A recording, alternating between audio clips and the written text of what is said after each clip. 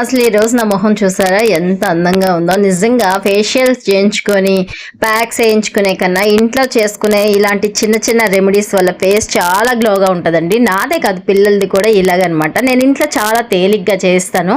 ఒక చిన్న రెమెడీ అది మీకు చూపిస్తాను. ఫంక్షన్స్కి వెళ్ళినా పార్టీస్కి వెళ్ళినా అసలు చాలా చాలా షైనీగా ఉంటుంది ఫేస్ అయితే చాలా బాగుంటుంది అనమాట. అదేంటి అనుకుంటున్నారా?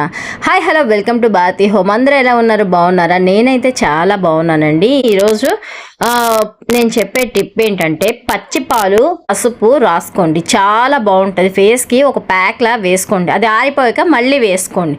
నేనైతే ఎర్లీ మార్నింగ్ ఫంక్షన్ ఉందని చెప్పేసి ఇలా వేసుకున్నాను అనమాట. ఈ రెండింటిని పచ్చిపాలు పసుపుని కలిపేసుకొని ఫేస్ ప్యాక్ వేసుకొని ఇక్కడ నేనైతే వెజిటేబుల్స్ కట్ చేస్తున్నాను. ఆనియన్స్, టమాటా ఇవన్నీ కట్ చేస్తాను అనమాట. ఎందుకంటే కుకింగ్ చేస్తాను. ఫంక్షన్స్కి వెళ్ళినా పార్టీస్కి వెళ్ళినా సరే మేమైతే లంచ్ అయితే ఇంట్లో ఖచ్చితంగా నేను ప్రిపేర్ చేస్తాను.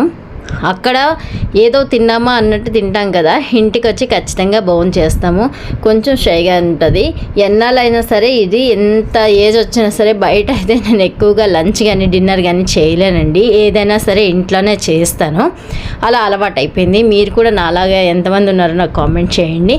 ఇలా మనం చికెన్లోకి వీటిలోకి ఆనియన్స్ చిన్నగా తరుక్కుంటే చాలా చాలా టేస్ట్ అయితే ఉంటుంది.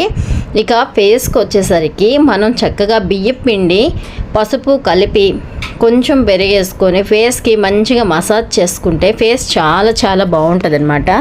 నేనైతే ఇలాగే అప్పుడప్పుడు చేస్తాను. ఎప్పుడో ఒకసారి పార్లర్కి అయితే రెగ్యులర్గా వెళ్ళనమాట. ఎప్పుడైనా మరి ఇంకా చేసుకోలేను, వెళ్ళాల్సిన ఫంక్షన్స్ అయితే ఉన్నాయి, టైం లేదు అన్నప్పుడు అయితే చేసుకుంటాను. ఇంకా ఆఫీస్ నుంచి వచ్చాక ఈ కుకింగ్స్తోని ఆర్ట్తోనే నాకు టైం బాగా సరిపోతుంది. ఎవరికైనా సరే కాస్తంత టైం దొరికితే చాలు, రెస్ట్ తీసుకుందాం పడుకుందామని అనుకుంటారు కదా. సో నేను కూడా అంతేనండి.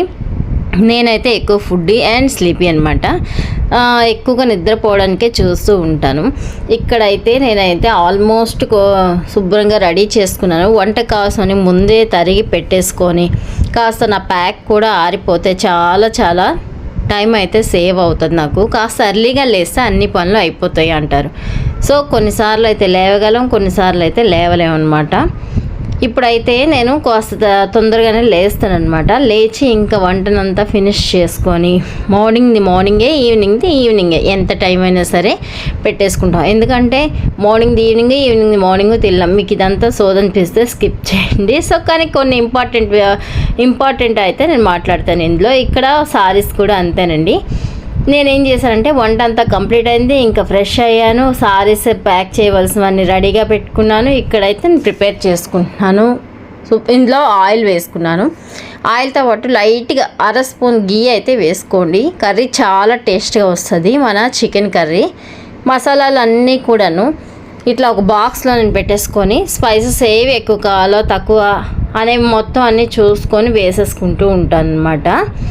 అంతేకాదు ఇక్కడ అల్లం వెల్లుల్లి ఎప్పటికప్పుడే నేను ప్రిపేర్ చేస్తాను ఫ్రెష్గా.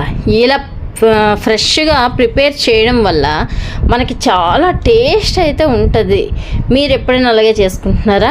కొన్నిసార్లు అయితే నిల్వ చేసుకొని ఉంచుకుంటాం, కానీ అప్పటికప్పుడు మళ్ళీ కావాలి అనుకుంటే మాత్రం ఫ్రెష్గా వేస్తాను. గసగసాలు, అల్లం, జీలకర్ర, వెల్లుల్లి ఇవన్నీ వేస్ట్ చేస్తే సూపర్గా ఉంటుంది అనమాట. స్పైసీ టేస్ట్ అయితే బ్రహ్మాండంగా ఉంటుంది. ఒక్కసారి ట్రై చేసి చూడండి. మనము ఇంట్లో ఫుడ్ని తినడానికి అలవాటు పడిపోయామంటే ఇంకా బయట ఫుడ్ని అంత తొందరగా యాక్సెప్ట్ చేయలేం.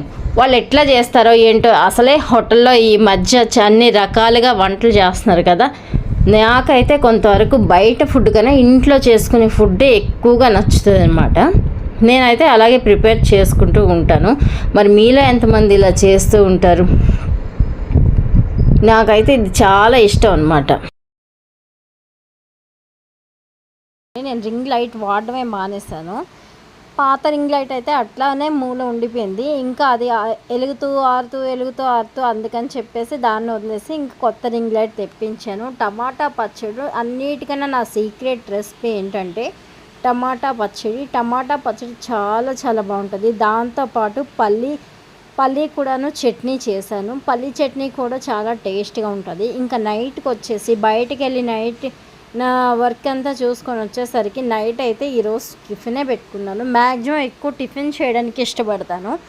డైట్ తీసుకోవాలనుకున్నా, ఓవర్ వెయిట్ని మనం క్రాస్ చేయాలనుకుంటే మాత్రం కొంతవరకు నైట్ ఫుడ్ తగ్గించేసి ఇంకా మనం టిఫిన్స్ కానీ, సలాడ్స్ కానీ, లేదంటే జ్యూసెస్ కానీ, బటర్ మిల్క్స్ ఇలాంటివి తీసుకోవడం హెల్త్కి చాలా యూస్ అని నా ఫీలింగు. నేనైతే అలాగే చేస్తాను. మీరెవరైనా ఓవర్ వెయిట్తో బాధపడుతూ తగ్గాలనుకున్న వాళ్ళు ఇలా చేయండి. కొంచెం మనకి ఫ్రీగా అనిపిస్తుంది.